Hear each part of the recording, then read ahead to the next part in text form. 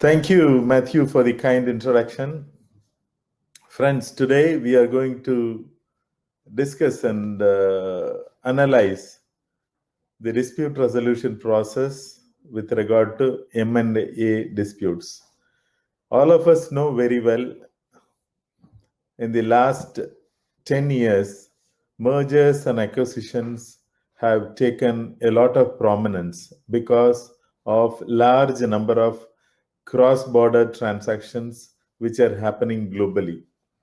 One of the hot places of the world where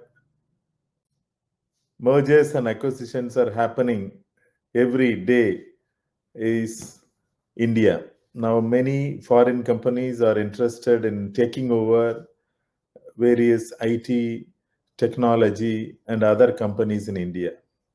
So now I'm going to explain to you the best dispute resolution method, in my opinion, with regard to M&A disputes today. All of us know very well that mergers and acquisitions have different stages in the process, which starts from normal non-disclosure agreements, basic memorandum of understanding between the parties, potential buyer and the seller. The next stage is data room, due diligence happens, parties try to understand each other's legal status and many details, many basic details about the transaction gets exchanged at this point of time. Then comes a representation and warranty stage. At this point of time, parties go more closer to disclose many aspects which are sometimes confidential as well about the companies, about the transaction, about the business activities to each other. So in each of these stages, the fourth stage is valuation and earn-out clauses. All of you know very well about this. This is where price adjustment, price finalization happens. Fifth stage is various supplementary agreements arise out of this mergers and acquisitions, which is like assignment of IP rights, employment rights, and voting rights, and all those things. So in each of the 5 stages of the transaction, in any stage, disputes can arise between the parties. So either there can be a master agreement by which dispute resolution process can be accepted, or in each of the agreements where parties are going to put their obligations, there can be a dispute resolution clause.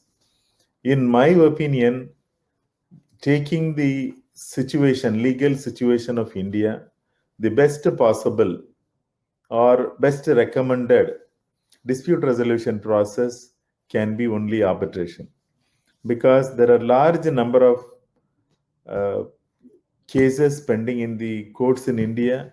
So normal litigation time is very long. So in a merger and acquisition process, if the parties are going to end up in a dispute resolution, they will like to resolve it as soon as possible. They cannot spend more time. For example, the dispute may be only relating to the price adjustment in the valuation stage. So if they are going to opt for a dispute resolution process, which is going to take away their 2 years or 3 years of time, then there is no point. The whole process will get frustrated. So in such a situation, the best possible recommended process for M&A disputes can only be the arbitration. So why it is so, I will explain to you. In normal circumstances, there are various advantages in choosing the arbitration. Number one, merger and acquisition cases or disputes are really complex in nature.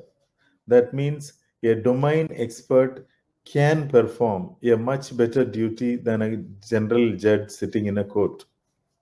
For example, as I told you, in a valuation process, if a person who is sitting as an arbitrator has substantial knowledge with regard to valuation, then he will be able to effectively resolve the dispute. So the parties can prescribe the qualification of the arbitrators in their arbitration agreements, taking into consideration the requirements at that stage. That is permissible and possible in arbitration process. Second one is every institution these days has an expedited procedure in their rules. So if parties jointly put a request or incorporate in their arbitration agreements themselves that parties will opt for expedited procedure of a particular institution, then there will be no oral hearings, there need not be any oral examination of witnesses, and the decision can come out of the documents produced by the parties and pleadings, which will be much faster than going to a court of law and resolving a dispute. So this is advantage number 2. Advantage number 3 is global enforceability. All of us know very well these days, many mergers and acquisition activities happen between entities from different jurisdictions. So in such a situation, a requirement of effective enforcement process is required to have an effective dispute resolution system. So here, because of the New York Convention, more than 100 countries recognize each other's awards as an enforceable degree in their country. So by taking arbitration as the route or dispute resolution, we will be able to take advantage of the enforceability globally. Then neutrality, and if parties are from two jurisdictions, they can even take a neutral jurisdiction for resolving their disputes. Same way they can choose neutral law as well as for resolving their disputes. This will be a very interesting proposal for any of the parties who are not known to each other and they are from different jurisdictions.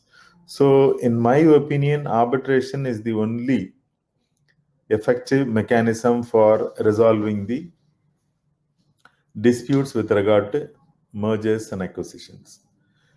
And I will tell something about India's seat as well, because always people have some kind of an apprehension when they are choosing the India seat. I'll tell what are the advantages in choosing India seat when you are having a dispute with an Indian party. Indian procedural law is a model law.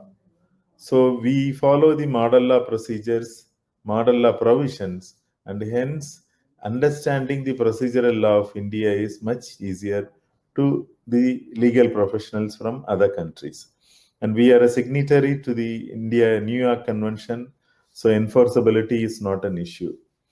The third important thing is the timelines provided in the Arbitration and Conciliation Act 1996. Each stage has a time frame prescribed by the Act. For example, normal arbitration has to be completed within 18 months from the date of formation of the tribunal. In many countries, such provisions are not there, so ad hoc arbitrations suffer. Here, institutions are given liberty to fix their timelines separately, but even ad hoc arbitrations have timelines. So that is a very good facility or provision for the parties arbitrating in India. And another advantage is all international arbitral institutions are permitted to administer arbitrations in India. It's not like China. All of us know well, in China, even still today, there is a doubt whether a foreign institution can administer China-seated arbitrations. In India, there is no such prohibition or limitation. Any arbitral institutions from any country can administer arbitration in India. So that is another major advantage. And the procedural law has incorporated IBA rules on conflict of interest as a part of its schedule. So impartiality and independence is ensured by the procedural law itself, which is another welcome aspect of Indian seat. Few limitations are there. I cannot say there is no limitation. One limitation is IP disputes are not arbitrable in India, because there is a settled law in India that rights in rem cannot be arbitrated. It can be decided in the courts only. But at the same time, please understand, assignment of IP rights while mergers and acquisitions happens is altogether a different thing. It is not deciding a right in rem. It is deciding only right in personam. So this limitation will not affect the dispute resolution with regard to mergers and acquisitions. Then competition law matters cannot be arbitrated. That is a limitation in Indian law. And unfair contracts or one-sided contracts are also enforceable in India. That is looked as a little bit at disadvantage. But at the same time, it doesn't affect parties, private parties, because private parties always negotiate and enter into a contract. So whatever contract you enter into, that is completely enforceable in India.